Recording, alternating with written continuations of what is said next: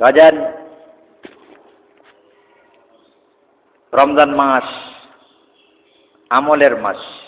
রমজান মাস আমলের মাস, ইনকামের মাস, মৌসুম, ইনকামের মৌসুম বলা হয়, ফসল উত্তোলনের মৌসুম রমজান মাস। এমন একটা রমজান মাস, এমন একটা মাস এই মাহে রমাজান, রমজানের বাহিরে নেকি করবেন একটা, আমল নামায় পাইবেন 10টা। মান জা বিল হাসানাতি ফালাহু আশরু আমসালিহা। উম্মতে মুহাম্মাদী হওয়ার কারণে। আর রমজানে নেকি করবেন একটা, আমল নামায় পাইবেন 70টা। সুবহানাল্লাহ বলেন। দান করবেন 1 টাকা, পাইবেন 70 টাকা সওয়াব। এটা কিতাবের মধ্যে আসছে, একজন আল্লাহর ওলি লিখতেছেন যে এটা তো বলছেন 70 টাকার সওয়াব, কিন্তু আল্লাহ খুশি হয়ে বান্দাকে যে কতটুকু দেবে একমাত্র আল্লাহই ভালো জানে। বান্দার উপর সন্তুষ্টি আল্লাহ, বান্দাকে কতটুকু নেকি দেবে, কতটুকু সন্তুষ্ট অর্জন আল্লাহ তাআলার কাছে এই বান্দাবান্দি হতে পারবে। সুবহানাল্লাহ। আল্লাহ সন্তুষ্টি অর্জনের একটা মাস হলো রমজান মাস। কিসের মাস বলেন? আল্লাহর সন্তুষ্টি অর্জনের একটা মাস। আল্লাহকে যদি আমরা সন্তুষ্ট না করতে পারি, আমাদের কাজকর্মগুলো যদি দিয়ে আমি আল্লাহকে মায়া করতে না পারি, ভালোবাসতে না পারি, আল্লাহ রাসূল বলে তোমার মতন হতভাগা কপাল পড়া দুনিয়ায় দ্বিতীয় জন হতে পারে না। বুঝছেন কথা? আল্লাহকে মহব্বত করতে হবে। আল্লাহকে পাওয়ার, আল্লাহ রসুলকে মহব্বত করার কয়েকটা রাস্তা কিতাবের মধ্যে আসছে। তার ভিতর একটা রাস্তার নাম হলো আল্লাহর রাস্তায় আল্লাহর দেওয়া জান, আল্লাহ দেওয়া মাল আল্লাহর রাস্তায় ব্যয় করা। সুবহানাল্লাহ বলেন। আল্লাহর রাস্তার দিনের কাজের জন্য আমাদের সম্পদগুলো দান করা। এই যে সম্পদগুলো আমরা দান করি, এগুলো কি আমরা আল্লাহর জন্য দান করি?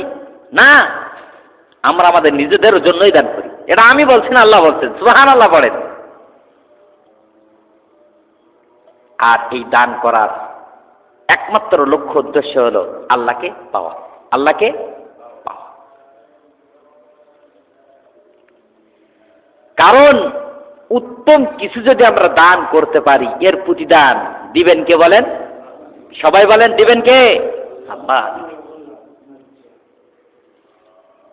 কারণ তোমরা মনে করো না যে আমরা যে দান করতেছি এর প্রতিদান আল্লাহ দেবে কি দেবে না। না, অবশ্যই আল্লাহ তাআলা এর প্রতিদান দিবেন।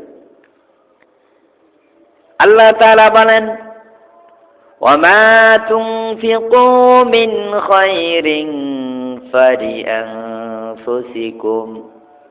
হে বান্দা, হে বান্দিরা, তোমরা যে সম্পদ আমি আল্লাহ তাআলা তোমাদেরকে দিয়েছি, আমি কাউকে ভিখারি বানিয়েছি, কাউকে কোটিপতি বানিয়েছি, তোমাকে আমি টাকাওয়ালা পয়সাওয়ালা বানিয়েছি। আমি যে সম্পদ তোমাদের জন্য বরাদ্দ করে রেখে দিয়েছি, আমি যে সম্পদ তোমাদেরকে দিয়েছি, এই সম্পদগুলো তোমরা যে আল্লাহর রাস্তায় ব্যয় করো, এতে আল্লাহর কোনো লাভ হয় না। তোমরা যদি আল্লাহর পথে ব্যয় না করো, আল্লাহর কোনো ক্ষতি হয় না। বরঞ্চ তোমরা যদি এই সম্পদগুলো আল্লাহর পথে ব্যয় করো, আল্লাহর রাস্তায় ব্যয় করো, বরঞ্চ এই কথা তোমরা জেনে রাখো, এই সম্পদগুলো তোমরা দিনের জন্য আমার জন্য খরচ করলা না, এই সম্পদগুলো তুমি তোমার নিজের জন্য খরচ করলা। ধরে কান সুবহানাল্লাহ। হে বান্দা, তুমি যখন আমার জন্য, তোমার নিজের জন্য, আখিরাতের জন্য তুমি যখন দান করলা, নিয়তটা রাখতে হবে। এই নিয়তটার নাম হলো আল্লাহর রিজাবন্দি, আল্লাহর সন্তুষ্টি। কার সন্তুষ্টি বলেন? আল্লাহর সন্তুষ্টি। কারণ হলো ওমা তুনফিকুনা ইল্লা ইবতিগা ওয়াজহিল্লাহ। তোমরা একমাত্র শুধুমাত্র আমাকে পাওয়ার জন্য যখন তোমরা দান করবে, আমি আল্লাহ তাআলা তোমাদেরকে উত্তম পুরস্কার আমি আল্লাহ তাআলা তোমাদেরকে দিব।